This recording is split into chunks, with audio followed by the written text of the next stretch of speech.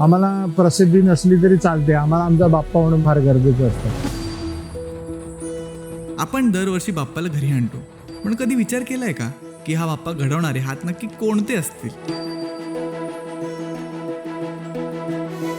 गणपती बाप्पाचा तेज आपल्या घरी यायच्या आधी तो एका शांत आणि साध्या जागेत आकार घेत असतो. मी देवांग, आणि आज मी तुम्हाला घेऊन चाललोय तिथे जिथे हा सोहळा खऱ्या अर्थाने सुरू होतो. मी कमीत कमी 25 एक वर्षापूर्वी वडिलांबरोबर बसले होते मातीकाम करायला. तर त्यांनी मला शिकवलं मातीकाम कसं करायचं. आम्ही खूप साधे आहोत, शिल्पकार मूर्तिकार हे खूप साधे आहोत.